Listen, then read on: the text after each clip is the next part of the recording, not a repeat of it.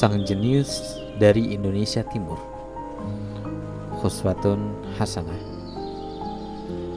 Mimpi adalah kunci untuk kita menaklukkan dunia. Berlarilah tanpa lelah sampai engkau meraihnya. Itulah kutipan lagu berjudul Laskar Pelangi yang bisa menyihir semangat setiap orang untuk mewujudkan mimpi-mimpi mereka. Semua orang berhak untuk memiliki mimpi, termasuk seorang anak laki-laki dari Kabupaten Lembata, Nusa Tenggara Timur, bernama Ahmad Fauzan yang bercita-cita untuk menjadi seorang pengusaha. Cita-cita itulah yang membuatnya semangat untuk terus bersekolah. Dia ingin mendirikan sebuah perusahaan kain tenun di desanya. Ahmad tahu akan banyak rintangan untuk mewujudkan cita-citanya itu. Setelah lulus sekolah dasar, Ahmad mengatakan keinginannya kepada ayahnya untuk bersekolah di Pulau Jawa. Ayahnya kaget bukan main.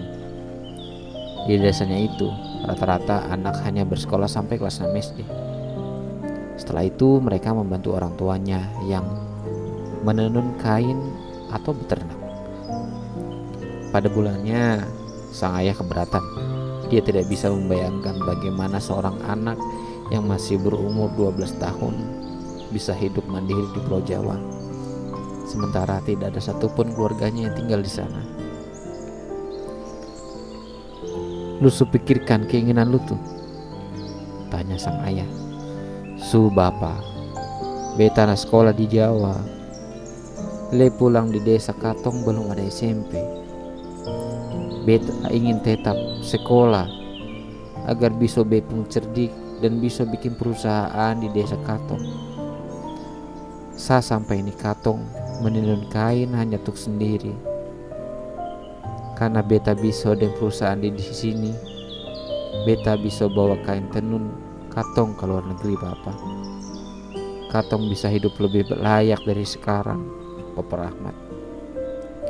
Lu nih, beta pikir saya sampai lulus sekolah lu kan wantu beta beternak," ucap sang ayah. "Bapak bolehlah beta sekolah di Jawa," cakap ibu guru. "Di sana tuh banyak sekolah-sekolah yang main-main," pinta Ahmad. "Baiklah, nak, memang tuh yang lu mau. Beta yang kana antar lu Jawa. Dong lu bersiaplah. Hari Minggu esok udah kapal mau ke Kupang, lalu berhantar ke Surabaya," jawab sang ayah. Ahmad tersenyum dan mengucapkan terima kasih kepada ayahnya. Dia seperti tidak mengetahui kalau keputusannya itu akan merubah hidupnya 180 derajat. Saat di rumah, segala keperluannya disiapkan oleh orang tuanya. Sementara di Jawa, dia harus benar-benar belajar hidup mandiri. Hari yang ditunggu-tunggu tiba. Hari keberangkatan Ahmad ke Jawa. Ibu dan adik-adiknya mengantar sampai di pelabuhan. Dengan diiringi tangisan, Ahmad mengucapkan salam perpisahan dan minta doa restu kepada ibunya. Selama 4 hari 4 malam kapal berlayar menembus derasnya ombak. Ahmad yang baru pertama kali menumpangi kapal laut sungguh tidak sabar ingin segera sampai. Berkali-kali dia bertanya kepada ayahnya, kapan kapal ini akan sampai di Surabaya. Dia merasa sangat bosan berada di atas kapal berhari-hari. Pemandangannya hanyalah hutan tanpa tepi. Setibanya di pelabuhan Tanjung Perak, Ahmad terkesima pada kapal-kapal besar yang berbaris di dekat kapal yang ditumpanginya. Ayah Ahmad tersenyum melihat ekspresi lugu anaknya. Ketika Ahmad menyadari bahwa dirinya sedang diperhatikan oleh ayahnya, dia langsung menanyakan kota mana yang akan dituju. Ayahnya kemudian menjawab kalau mereka akan ke Purwokerto. Ahmad hanya mengangguk. Dia sama sekali tidak tahu letak kota Purwokerto itu. Setelah menempuh perjalanan 1 hari dengan menggunakan bus, tibalah mereka di kota Purwokerto. Ahmad agak heran dengan ayahnya itu. Dari mana ayahnya tahu kota Purwokerto ini?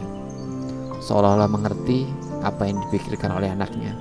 Sang ayah kemudian bercerita bahwa dia pernah memiliki teman yang asalnya dari Purwokerto. Teman ayahnya pernah bercerita kalau di kota Purwokerto ini adalah sekolah SMP dan SMK yang berbasis pondok pesantren. Ayah Ahmad ingin anaknya tidak hanya pandai dalam sekolah, tapi juga taat mengamalkan ajaran agama. Hari-hari pertama sekolah Ahmad merasakan sangat berat sekali. Rintangan-rintangan seakan tidak berhenti menghampirinya. Ketika teman-teman yang lain setiap bulan ditengok oleh orang tuanya, Ahmad memandang mereka dengan hati yang risau. Dia melampiaskan kerinduan kepada keluarganya di NTT dengan cara belajar dan mengaji. Apabila dilihat dari kesehariannya, Ahmad tipe anak yang serius dan bertanggung jawab. Dia selalu berusaha menyelesaikan sendiri masalahnya. Merepotkan orang lain merupakan hal yang sangat dihindari. Jika ada tugas sekolah atau hafalan Al-Quran, Ahmad berusaha untuk menyelesaikannya sebaik mungkin. Dia tidak ingin kepergiannya ke Pulau Jawa ini sia-sia. Ahmad sangat menyukai pelajaran matematika. Sejak sekolah dasar, dia sering mengikuti Olimpiade Matematika. Beberapa piala berhasil didapatkannya. Baginya, pelajaran matematika sangat mengasyikkan. Semua soal yang menurut teman-temannya sulit bisa dia lahap dengan cepat. Banyak teman-teman yang meminta diajari olehnya. Ahmad dengan senang hati memberikan trik jitu cara mengerjakan matematika dengan cepat dan mudah. Satu-satunya pelajaran yang paling susah baginya adalah bahasa Jawa. Guru mata pelajaran bahasa Jawa adalah Bu Ana yang sekaligus menjadi wali kelasnya. Bu Ana sangat memahami kondisi Ahmad yang kesulitan dalam pelajaran yang diampunya. Suatu hari, Bu Ana mengadakan ulangan mengenai aksara Jawa. Ahmad diperbolehkan untuk membuka catatan, namun dia menolaknya. Anak itu tidak ingin dibedakan dengan teman-teman yang lain. Ahmad ingin membuktikan bahwa dia bisa mengerjakan soal ulangan tersebut.